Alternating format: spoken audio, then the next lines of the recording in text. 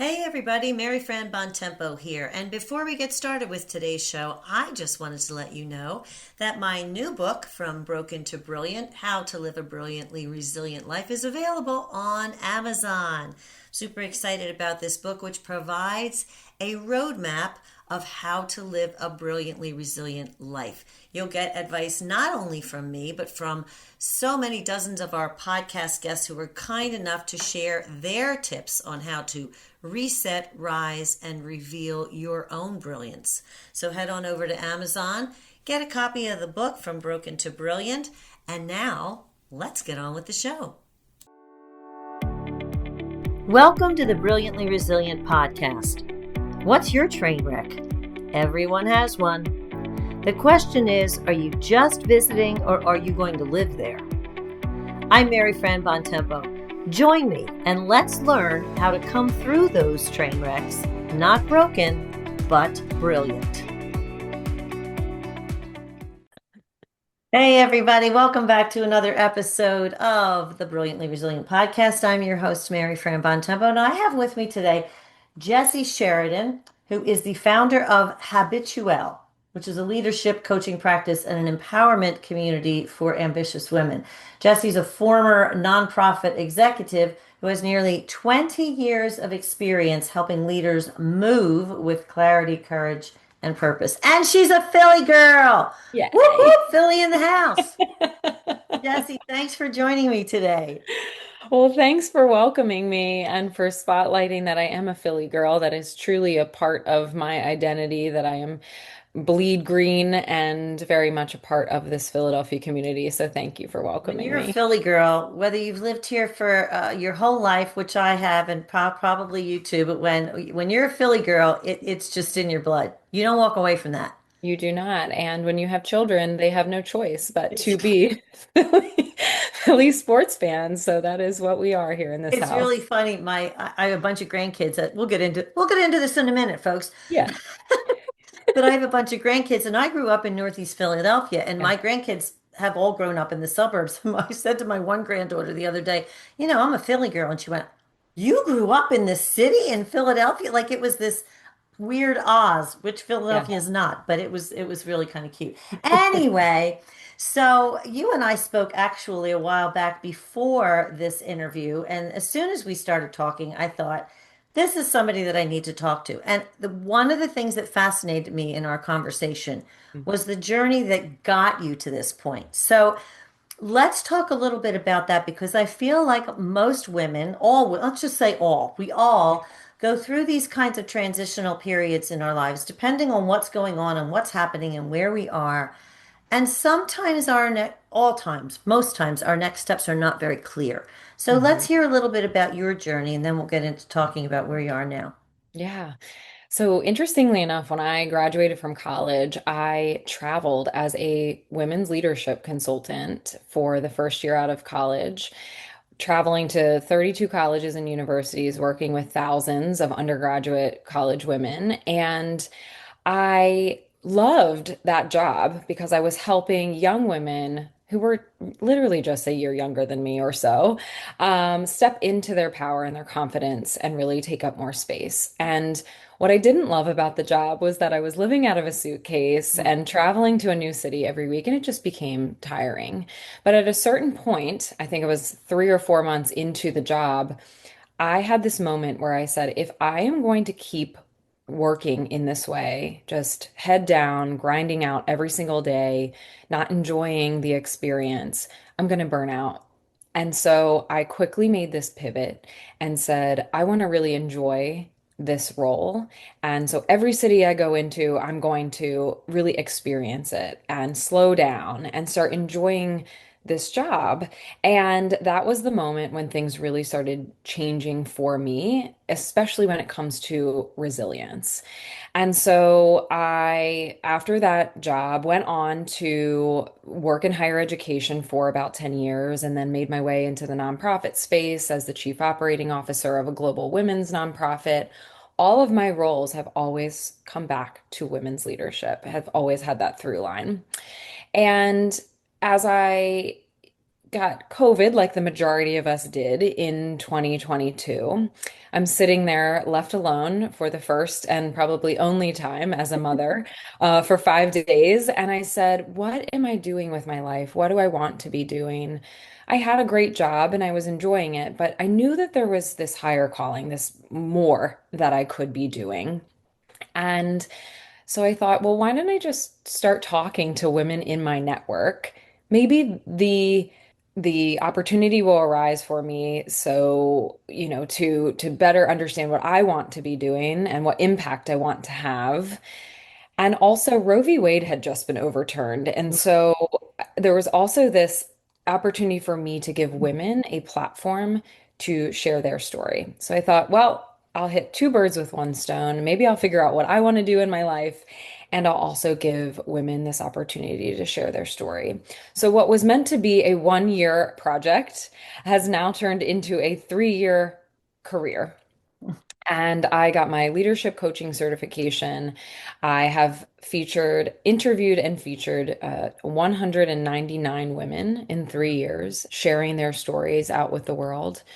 And I have found what I want to do in my life, which is leadership coaching and creating spaces for women to come together, feel empowered, support each other, and rise up to to take on whatever is in front of us. And 3 years ago, Roe v. Wade being overturned is not unlike what we're experiencing today. There's a lot of things that are happening, and we have to remain resilient. And the way to do that is to come together, to be with each other, and be in a sense of community that allows you to say, I don't know what I'm doing. Hmm. Can you help me? I don't know this answer. Can you help me? And that's what Habitual has been, has formed into, and is really continues to grow in so many different ways that I never expected 3 years ago when I was lying in bed with COVID to really turn into. And so that's where we are today. We are a leadership coaching and empowerment community for ambitious women who really want more out of their own life. There's so much in there that I can land on. One of the first things that struck me, and it struck me the first time we spoke too, your first step towards figuring this out was not a here's what I know I'm going to do and I'm going to do it and here's my first step thing. Your Right. first step was asking more questions. Getting curious. And I think that that is so important for us, especially as women, because we have these roles that we take on. We know that our duties, and let's be clear, they are our duties, our jobs, whether it's with our family, with our jobs, with whatever it is. And we take these steps and we know we have to do X, Y, Z, and then we start at the beginning of the alphabet again and work all the way through. Yeah. But this idea of saying, what am I doing? And one of the questions that you pose, I think I found it on your website, what's the impact I want to have? Yeah. We don't take the time because we are so inured and imbued in our day-to-day jobs, and I'm putting the S on there purposely, Yeah. that we don't take the time to ask that. So I just love that you asked 199 women those kinds of questions. So Hmm. did you hear from them that same kind of sort of questioning in return? I don't know where I'm going. I don't know what I want. I don't Yeah. know what I need. What did you get back from them? Yeah. It's interesting because it's such a diverse group of women from different industries, backgrounds. Some are entrepreneurs, some are corporate executives across the board. And it always comes back to I don't know what I don't know. Hmm. And I know that the answers are out there. And again, coming together as a community, there's a lot of self-doubt that comes up, even with the highest level leader. Hmm. And there's a lot of women who say, especially entrepreneurs who say, what I have realized is that I don't have all the answers, but I just need to take one step forward. Every day, just one step forward.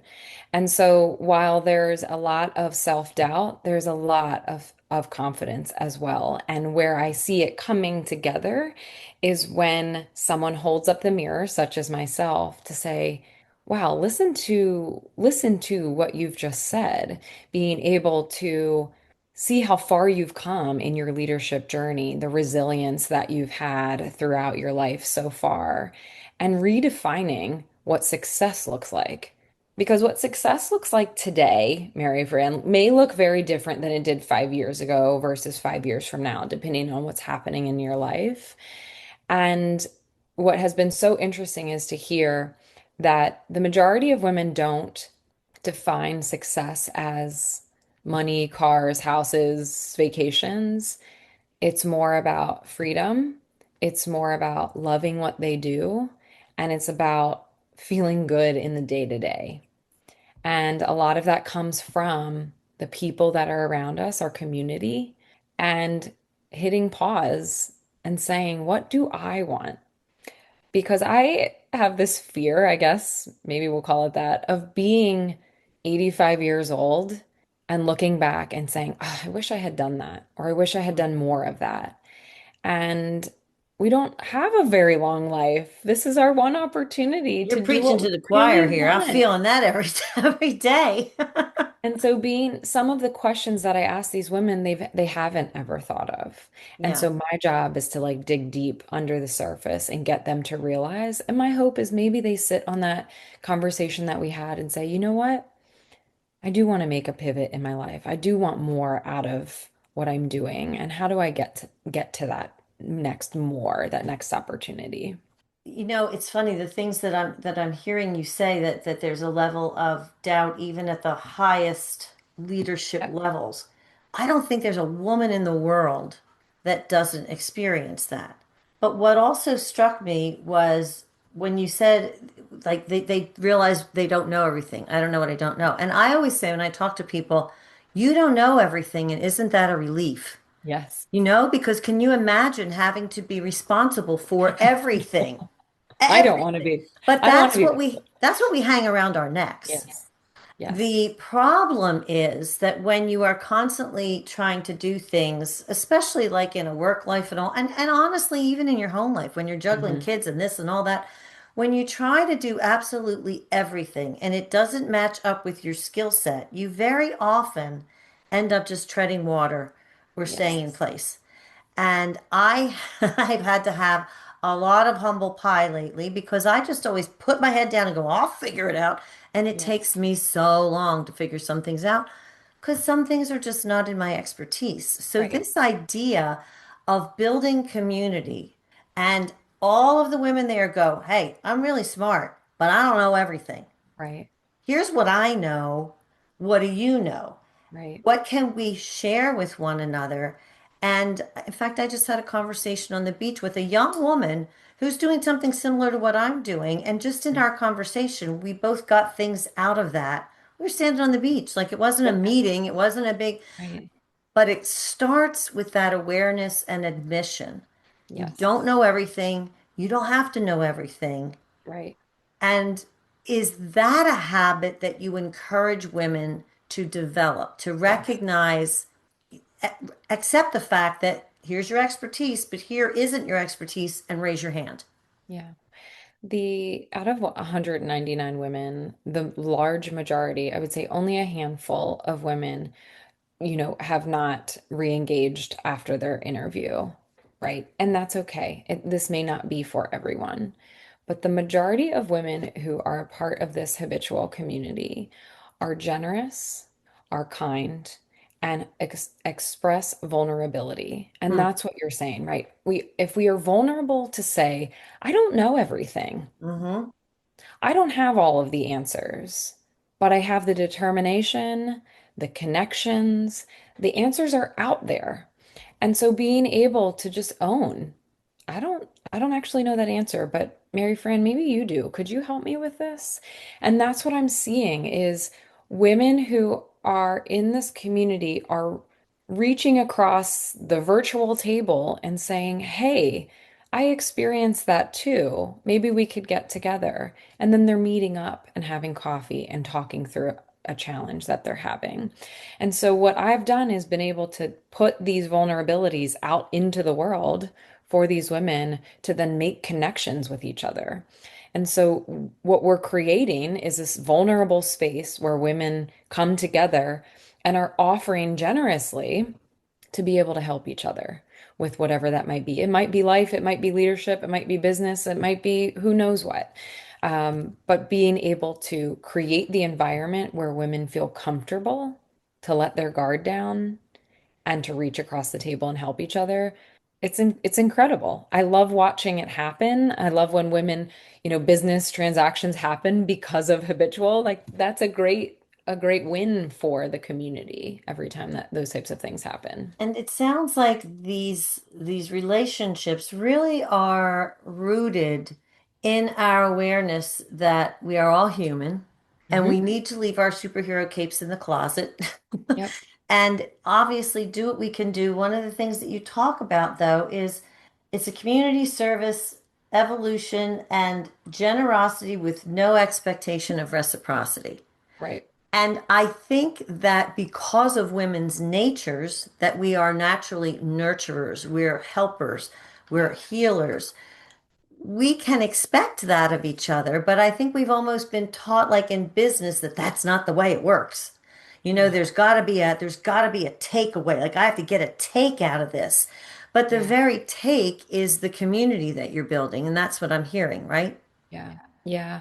And I think of all of the times we are in women particularly are innate givers. Hmm. How we were raised was to give.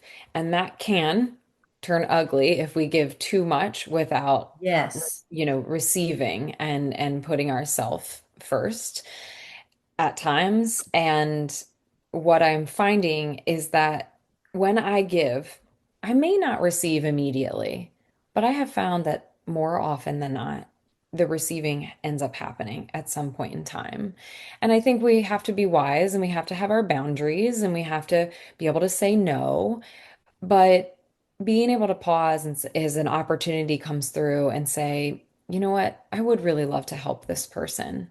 And maybe I don't get an immediate, win on my side. Makes me feel good, helps their business or their lives, and it will come back to me. That's what I believe. The universe is I, conspiring to help us all. I'm right there with you. It's that whole idea of karma. But there's another piece of this too. Very often when we don't know things, we then come back to ourselves and go, "Oh, I'm never gonna get it. Oh, it's Yeah. another thing I can't do."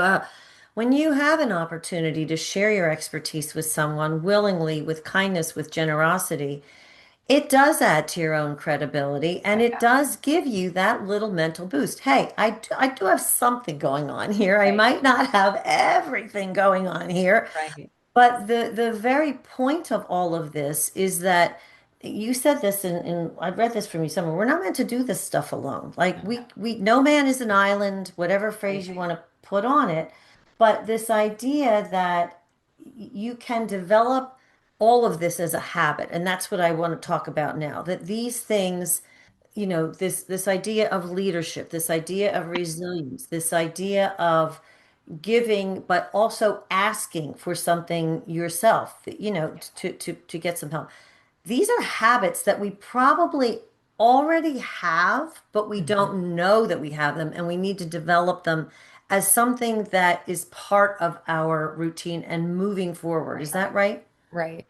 And it's interesting because I am a Philadelphia girl, and so therefore I am competitive when it comes to my Gonna say we sports. don't like anybody taking our spot. Right. I am competitive, but I have never been competitive when it comes to other women with leadership opportunities and things like that. There's enough to go around. It's this Mhm. abundance mindset, right? How can I help you? How can you help me? And so it has been something that has been in me. It has been a habit of mine for as long as I can remember. And I think, a lot of it comes back to confidence and being able to say, I'm good. I'm good. How can I help you? And that is a habit that if you are working through life with fear, which we all have different levels of fear, but if you can embrace fear as an opportunity, see it as an opportunity to lean into, then what starts to happen is you develop this habit of giving, of sharing your knowledge and expertise and experiencing an abundance mindset rather than this living from this place of fear. And that's how you then can start to build the habits. But until you are good, until you are on 2 feet and really feeling like, you know what, I can give and not lose Hmm. abundance mindset, then you can start to build your habits of helping others, of stepping into opportunities that might feel uncomfortable. I've started to really work on the habit of if it doesn't feel good, it doesn't mean it's bad. It's probably fear that's creeping up. And so pausing is a huge habit of mine. Pausing before responding and reacting or judging, and being able to say, is this something I want to do? Is this an opportunity? Is this going to be helpful for others? And just pausing and asking some questions. That alone is a habit, being able to decide and make decisions before moving forward. So habits have to be worked on. I think when I was younger, we often heard, oh, that's a bad habit, right? Like if you did, I was always like skipping. My mom's like, why is she always skipping? You Oh, know, what a joyful thing to what do. a joyful thing. But really thinking about how do we take the things that we're doing in life and make them into really positive habits that not only help us, but have this ripple effect out into the world. And, it can be done. I think the idea of pausing is so important. And this is one of the things that I have to work on because, my personality is this: get it done, get it done, get it done. Get it done. What's next? What's next? What's next? But this whole idea of, all right, let's just take a minute, when we were kids, well, count to three, count to five, but that's actually a good habit to Helpful. develop because it gives you that split second to think, which direction do I want to go in here without plunging headfirst into something that may not be the right answer. But this pausing, it also gives you an opportunity to figure out who you want to be in that moment. Hmm. And that's something that we don't think about. We have all this stuff in us. But what I've learned with this whole brilliantly resilient thing and building resilience and all these kinds of things is that pause gives us the opportunity to see that. What Yes. do I already have in here? Hmm. What am I bringing to this? Take that pause. What don't I have? And then you can implement that action accordingly. So this idea of taking what we already have in us, Yes. it's already there, Yes. and recognize it as a habit that can be nurtured and Mhm. built into our routines is a really practical way, which is one of the things that I like about what you do. Because a lot of this stuff sounds very woo woo sometimes. Hmm. Oh, change your mindset. Oh, yeah, okay. How do I do that? But once we recognize you already have this stuff in you, it's a matter of being aware and intentional and taking that pause and then developing that as something you do. And then it automatically is a habit. Right. I don't even, you don't want to even know that you're doing it. Exactly. And that's I how have, most of us operate anyway. We operate right, on like ready, fire, aim. So right. take that pause and reverse it. Yes. Yeah. And even thinking about transitioning, how can we slow down a little bit as we move through different seasons of life Hmm. and being able to say, okay, here's what I loved about, let's talk about quarters. This is what I loved about this quarter. How do I want to feel at the end of the next quarter? What do I want to have accomplished? What would success be? And it's not always about the numbers, but how do I want to feel? What's the impact? Again, going back to that question, what is the impact that I want to have? And knowing that they are seasons. We in one season or one quarter, we may feel completely different depending on what's happening in the world, in our business, in our life, and being able to slowly transition through that instead of having this chaos. Yeah. Because let me tell you what, another habit that I wish all people could really work on is working on our nervous system and just slowing it down. Hmm. Because imagine how we could move through life if we had all had calmer nervous systems. That's a whole nother podcast, but But to your point, we are very reactive yes. and we don't take that moment. We don't take that time. But here's the other thing that I wanted to ask you because everything that you just said brought up some questions for me. So you have a plan for a quarter. You know what the impact is that you want to have. You put everything in place to do that. Mhm. But then COVID comes along or something comes along, and we do have to allow for evolution of things, good or bad. So, I guess what my question to you then is you want to have a certain impact, but what if that gets derailed at some point for the quarter or whatever? How do you then proceed through that without feeling like you failed at the end of that time period? I look at everything as a learning opportunity and growth. And no one saw COVID coming. Can you believe it's been 5 years? No. No one saw that coming. And also, while there were really terrible things that happened because of COVID, there were also a lot of really positive opportunities for growth for everyone. We all sort of had that we were forced into pausing and looking at life differently. How do we want to live our life? I think some people have really reverted back to behaviors and ways of living, pre-pandemic. But I think a lot of people also said, here's this opportunity to really look at life differently and how I want to live it. What do I want to be doing? That was my experience.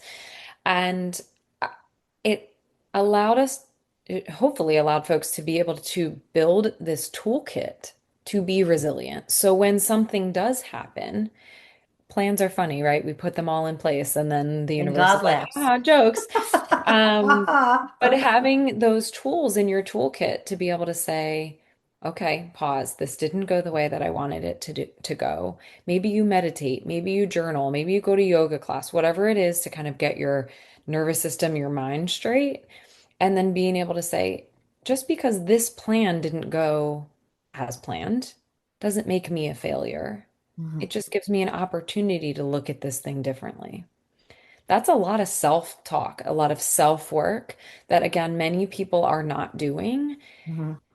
because they haven't developed the habit of doing it.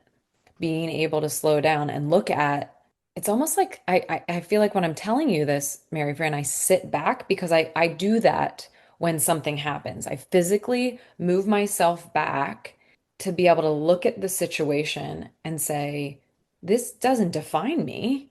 This isn't my identity. This is what's happening. A And thing, how do I respond to the right? thing The that's thing. out in front of me? And most times we get in our head. That inner critic can be so loud, saying, oh, you're a failure. Oh, the plan didn't go, da da da da da, except for the fact that our thoughts are not our own. And so we can actually step back from our thoughts and say, which of these thoughts do I want to listen to? How do I turn down the volume on those thoughts that I don't want to listen to and be able to move through this with less discomfort? And that is a habit that has to be developed. You don't just wake up or you're not born with the ability to do that inner work. And that's where coaching really does help. And I've had a lot of coaches who have allowed me to get to where I am today to be able to help other people do that same thing. So, one of the things that keeps coming, the word that keeps coming back into my head in this conversation, and I think this might be really a starting point for people, and I talk about this all the time. When you get clear on your value system and what's really important to you and where you want to go, and that ties in with what your idea of success looks like. And I love how you say most of us are, we define success because on a ladder that was designed by and for somebody else. Yes. So when you get clear on your values and you get clear about what's important and what success looks like to you, Mhm. then maybe you can step away from that situation that didn't go as planned and say, okay, was I still true to Mhm. who I want to be? Was Exactly. I still true to my value system? If you can answer yes to those questions and it didn't work out, maybe the situation itself, it wasn't the right time. So you can separate yourself from that. And that's what I'm hearing. Yes. Recognize that you were true to your habits, that what you're developing, but Right. be able to separate yourself from a situation. Yes? Yes, absolutely. If you can identify the top three things that are most important to you, that you hold most dear, that you value, mine has always been family, well-being, and my integrity.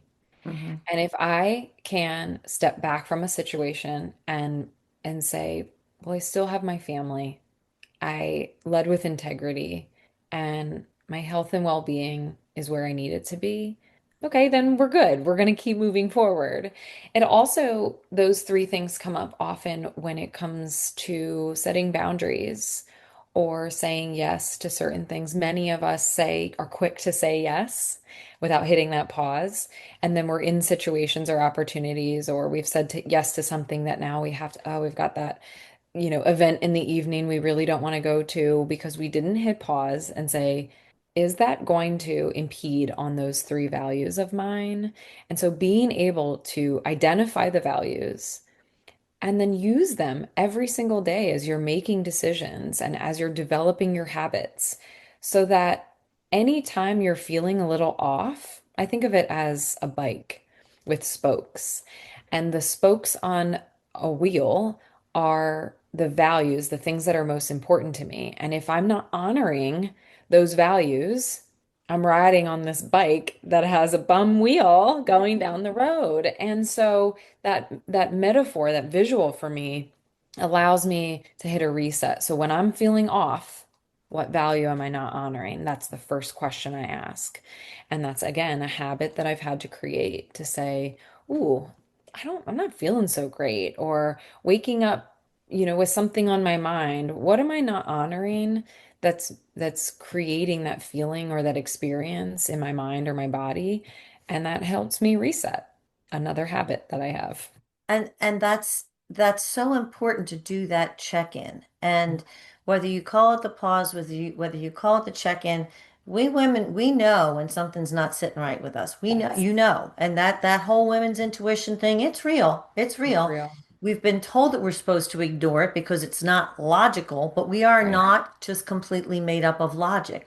right, We have emotions, we have feelings, but they're there for a reason. And I think that's what part of what we have to honor. If you are feeling something, you have to understand why you're feeling yes. that way. And Mhm. then you can address it, but you can't just ignore it and not give it the respect that it deserves. Right, You have to look at that and then go a little bit deeper. And 9 times out of 10, as you said, it's because it's not jiving with right, something that's super important to you.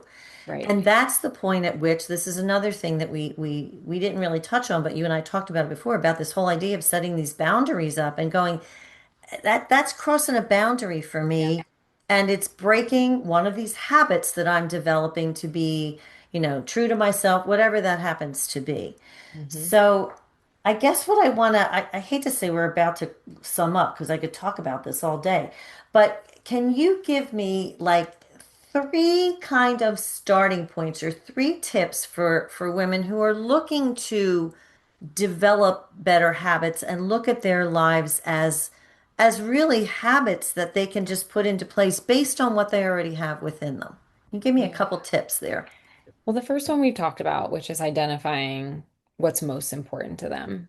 Because if you can hold true to the things that are most important to you, you're going to start to build these habits that allow you to feel more fulfilled because you're Without almost without knowing it, right? Because you without begin to knowing it. just act on that. Yes, it's innately who you are and what you believe in and what you care about.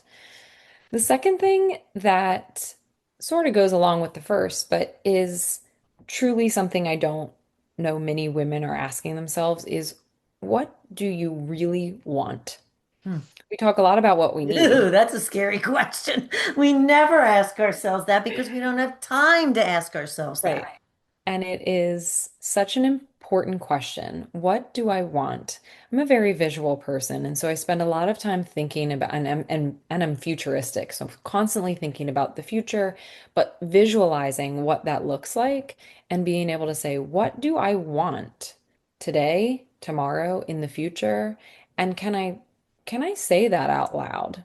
There are times that we are going to have to do things that we don't want to do. But how do we create this life that we love is by asking ourselves, what do we want in that life? And then charting that plan to make that happen for you. And I would say the third thing is really getting in tune with what's happening up here.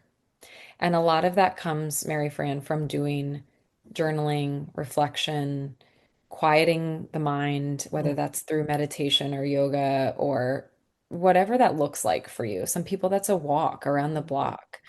But getting quiet and taking a little bit of time every single day to get quiet, the world is so loud. And if we don't take a few minutes every day to get quiet, our mind is loud too. And then we can't create these habits that allow us to be successful. Everyone's definition is different, but can't doesn't allow us to reach that level or that definition of success because we're just trying to keep up with the world instead of slowing down, getting quiet, and really thinking about what we want and what's most important to us. When you and I talked before, I remember just in what you just said, that was one of the other things that struck me. And I thought, 5 minutes, like 5 minutes. It doesn't take, put your phone in a drawer, Yep. just shut the computer down, and just, even if you just sit for 5 minutes, you don't have to think about anything. You don't have to do anything. 5 minutes of sitting. And honestly, and that calming the breath. And this is something that we also have to recognize, that our physical body is in tune with our mentality, and we can make those things be on a more even keel if we recognize that and Right. take that 5 minute break to Mhm. just calm the mind and calm the body. And by sitting quietly, just because we can move doesn't mean we have to. Right. Right. Absolutely. And think about that ripple effect that it can have for those around you when you just give yourself those 5 minutes. And if you can do I more know than my family is very happy when I'm quiet for 5 minutes. 5. They're jumping up and down. Oh, thank God she's finally not talking and telling us what to do. Anyway, Jessi, this has been a wonderful conversation. I have enjoyed every moment of it. Please tell me what you have coming up and where people can learn more about you and Habituelle. Yes. So this September is going to be a big month for Habitual. We've got the launch of the Inner Circle coaching program, which is a group coaching program where we do a lot of that hard inner work to better understand what we want in life and really get clarity around where we are, where we want to go, and how we're going to get there, as well as we'll be celebrating the third anniversary of Habitual. We'll have our 200th interview featured this September, which I'm really excited about. And with that will come the launch of the Habitual membership community, which is an opportunity for women who want to get more out of Habitual and be in more spaces where women are feeling empowered. So, in person and virtual opportunities coming this fall. So, lots for Habitual. That was supposed to be a 1 year project is now growing. And I appreciate you having me here, Mary Fran. We had a great conversation, and folks can certainly learn more about Habitual on habitualleadership.com. Oh, yay. I already feel 10 pounds lighter. Just sitting here. I So just glad. left a lot of it back there, someplace else. Jessi Sheridan, thank you so much for joining me today. And if you need a little bit more inspiration, head on over to brilliantlyresilient.net. You will see a pop-up which will allow you to sign up for our Brilliant Bits, of which Jessi will be a part of when this episode airs. You get all this stuff, and I got some things coming up too. We'll talk about that a little bit later, but courses and all sorts of things. So we're busy ladies over here. We Jessi, are. thanks so much for joining us. Thank And you. everybody, we will see you next time on the next episode of the Brilliantly Resilient podcast. Join our Facebook group and follow us on YouTube to be inspired with tools to reset, rise, and reveal your brilliance.